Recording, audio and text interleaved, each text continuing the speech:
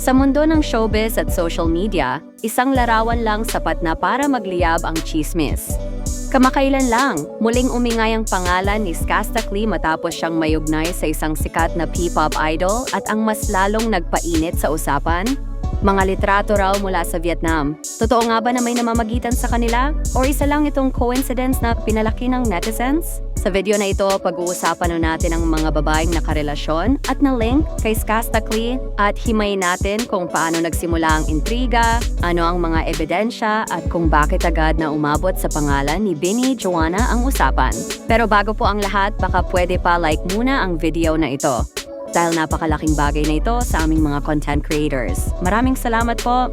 Number 1, Ricey Avila.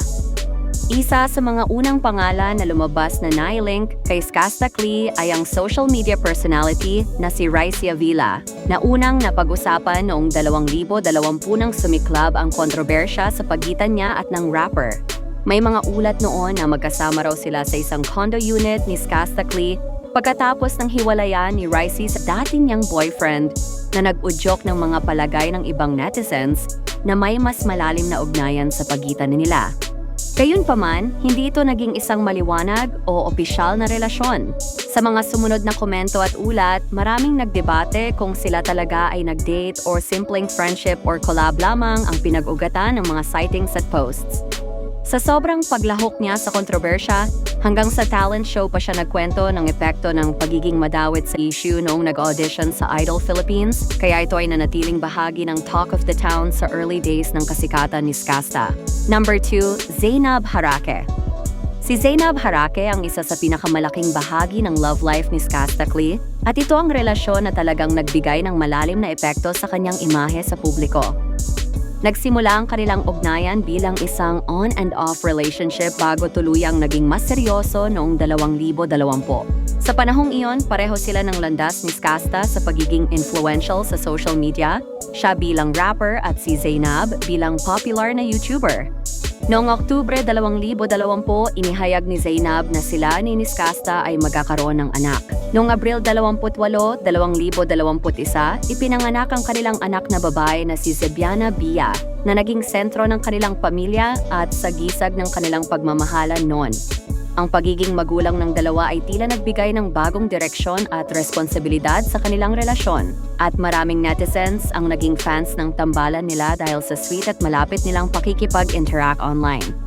Sa kabila ng magandang simula at pagiging masaya sa mga vlog at posts, hindi rin naiwasan ang relasyon ng mga problema at hidwaan. Lumabas ang mga issue tungkol sa mga away at personal struggles na unti-unting nakakaapekto sa kanila bilang magkarelasyon. Sa naging pahayag ni Zainab, umabot pa sa puntong madalas iniwan siya ni Skasta kasama ang kanilang anak, isang sitwasyon na nagtulak sa kanya upang tanungin ang sarili at magdesisyon para sa kapakanan ni Bia. Noong 2022, inihayag ni Zainab sa publiko ang kanilang opisyal na paghihiwalay. Ayon sa kanya, dumaan sila sa mga mahirap na sandali, kabilang ang usapin ng trust at commitment, at ito ang naging rason ng kanilang separation. Kahit na minsan ay bumalik si Skasta para sa kanila, nauwi rin ito sa tuluyang hiwalayan.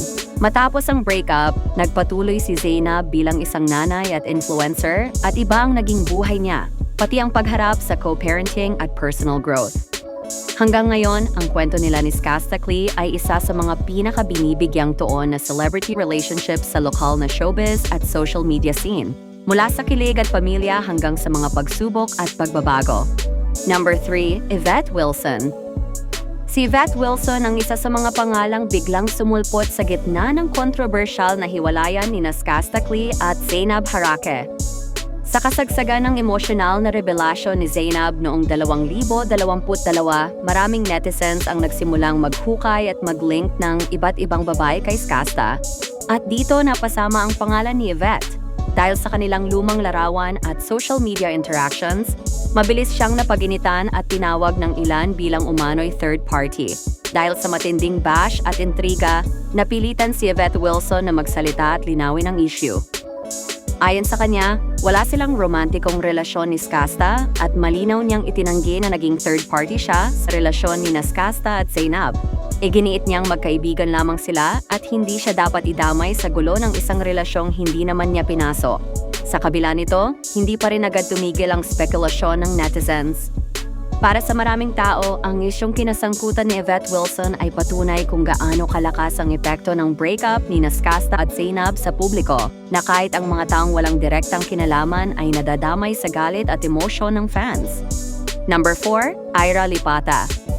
Isa sa mga pangalan na naiugnay kay Skasta Klee matapos ang controversial na breakup niya kay Zainab Harake ay si Ira May Lipata, isang social media personality at TikToker na biglang naging usap-usapan online noong 2022. Lumabas ang speculation nang mag-post si Skasta ng ilang litrato at stories kasama si Ira sa kanyang Instagram na agad pinag-interesan ng netizens at sinabing tila may special connection sila.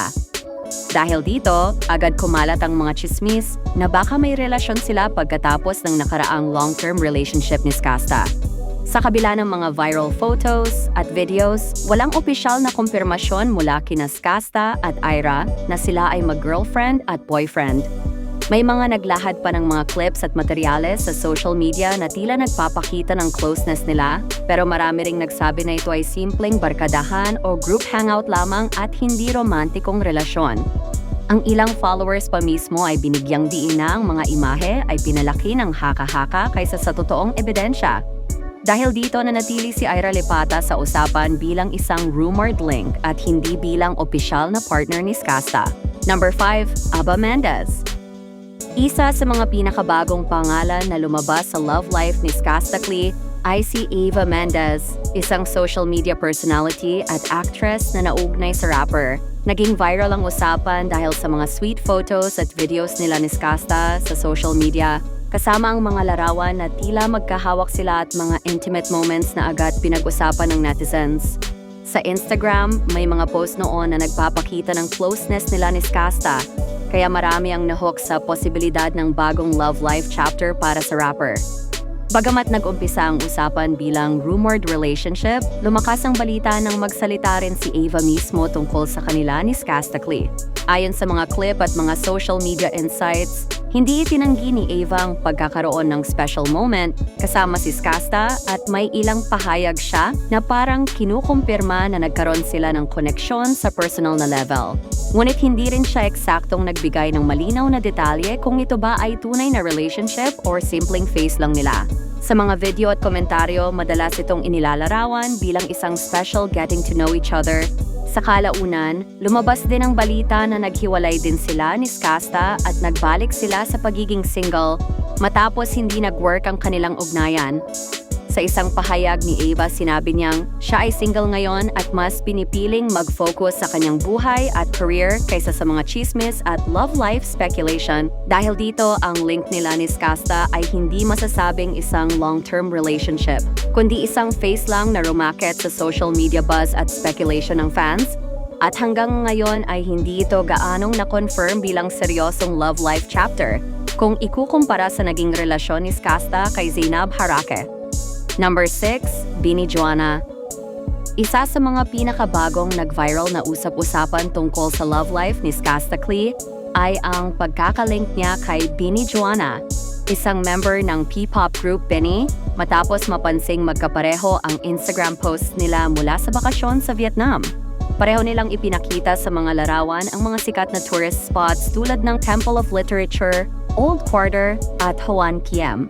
Kaya agad napansin ng netizens na parang magkahalong timing or location ng mga posts nila, dahilan para mag-speculate na baka nagbakasyon silang magkasama.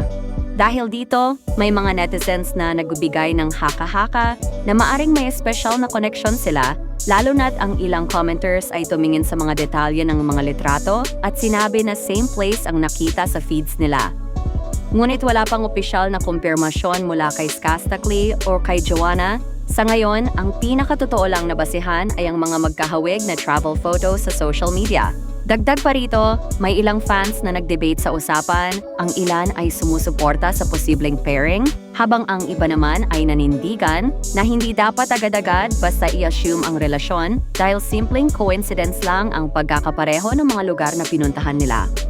Maging si Juana ay nag-post tungkol sa personal empowerment at positivity sa social media na hindi direktang nagre-refer sa issue, Kaya maraming netizens ang nanawagan na i-debunk na ang mga rumors at hintayin ang pahayag mismo ng mga tao involved.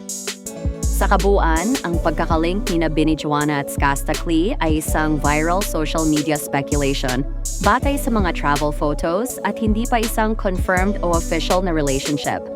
Hanggang sa kasalukuyan, nagpapatuloy pa rin ang debate online dahil walang matibay na ebidensya o pahayag mula sa magkabilang panig na nagpapatunay ng tunay na relasyon. Sa huli, malinaw na ang pagkakalink kina Skasta Klee at Binny Joanna ay nakabase lamang sa mga larawan at lokasyong magkahawig sa Vietnam at walang kumpirmasyon na magkasama talaga silang nag-travel o may espesyal na relasyon. Ngunit sa panahon ngayon, kapag may controversial na pangalan, kahit simpleng post ay pwedeng gawing malaking kwento. Ikaw, sa tingin mo ba ay coincidence lang ito or may tinatagong katotohanan? I-comment ang opinion mo. Huwag kalimutang mag-like at mag-subscribe para sa mas marami pang showbiz stories na malinaw, kumpleto at walang halong fake news.